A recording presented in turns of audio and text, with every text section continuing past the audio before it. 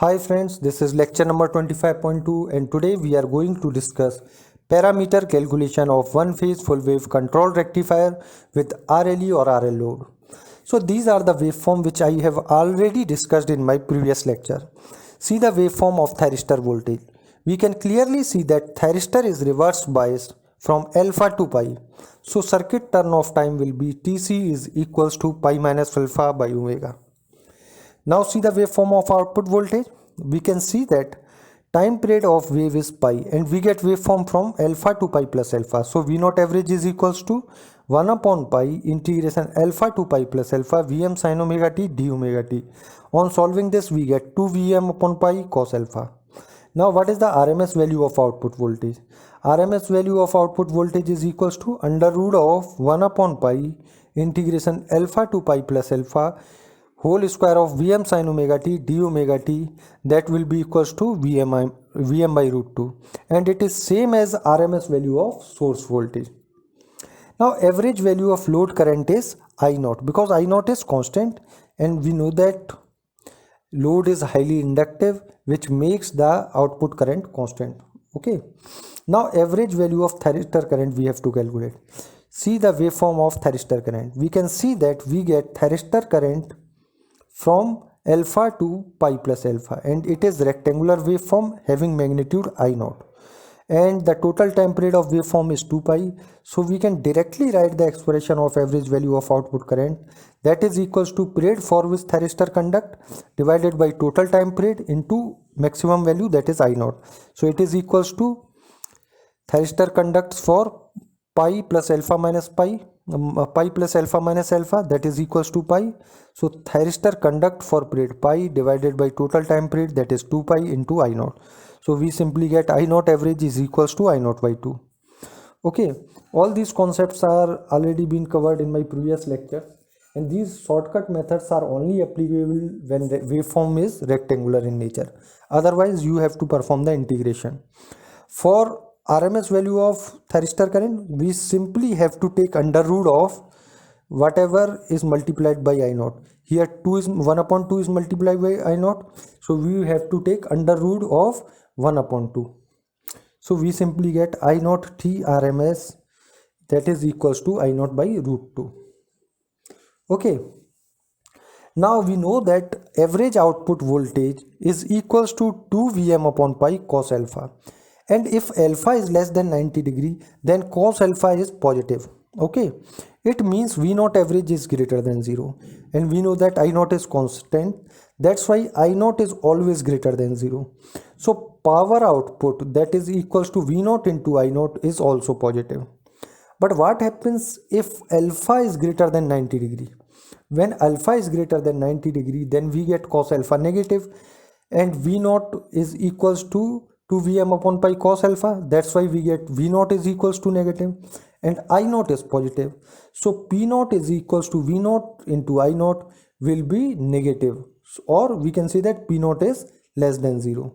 It means power is delivered from load to source. Positive power means power is delivered from source to load, and negative power means power is delivered from load to source. When power is delivered from load to source, then the device acts as inverter.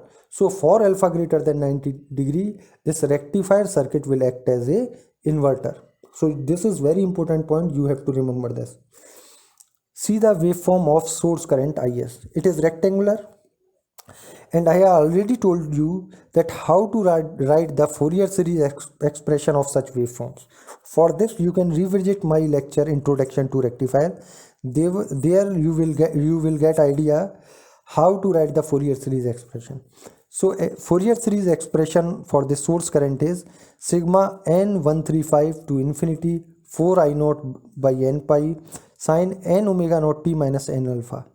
For fundamental component of this source current, we have to just write n is equals to 1. So if we put n is equals to 1 in the expression of source current, we get fundamental component of source current. And fundamental component of source current is equals to 4 I naught upon pi sin omega naught t minus alpha. Okay, and here 4 I naught upon pi is the maximum value, and if we divide it by under root 2, then we get RMS value of fundamental component.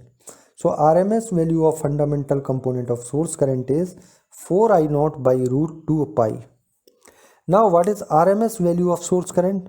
So RMS value will be equals to, see the waveform of source current, we get plus I naught from alpha to pi plus alpha and minus I naught from pi plus alpha to 2 pi plus alpha. So we can write RMS of value of source current as under root of 1 upon 2 pi. 2 pi is the total time period in bracket alpha to pi plus alpha I naught square d omega t plus pi plus alpha to 2 alpha integration I naught square d omega t, and that is equals to I naught. Okay, now we will find the distortion factor. Distortion factor is simply equals to RMS value of source current, fundamental component of source current, means RMS value of fundamental component of source current divided by RMS value of source current. What is RMS value of fundamental component of source current? That is equals to 4 I naught by root 2 pi. And what is RMS value of source current? That is simply equals to I naught. So on solving this we get 2 root 2 upon pi, that is equal to 0.9. And here total harmonic distortion, that is THD, that is equals to root 1 upon g square minus 1. On solving this we get 48.34. See all these things, that total harmonic distortion, distortion factor, all these things are covered in my lecture AC harmonic analysis. So once you visit that video on to AC harmonic analysis, you will get all these concepts very clearly. So refer that lecture. Now power factor. See, power factor can be calculated by two methods. First, by equating input power is equals to output power, and second by using this method of G into FDF. So if we put what is G into FDF method, see, G is equals to 0.9 and FDF is equals to cosine of angle between source voltage and fundamental component of source current. Here you can see that fundamental component of source current and source voltage, that is Vm sin omega t, have phase difference alpha between them. So what is fundamental displacement factor? That is equals to cos alpha, and G is 0.9. So we simply get 0.9 cos alpha. Okay. And second method is we simply put input power is equals to output power.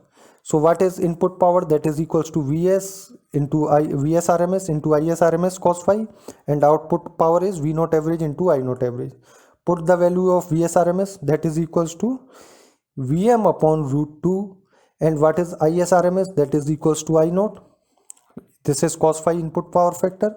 V naught average is 2 Vm upon pi cos alpha, and I naught average is I naught. On solving this we get power factor is equals to 2 root 2 upon pi cos alpha, and that is equals to 0.9 cos alpha.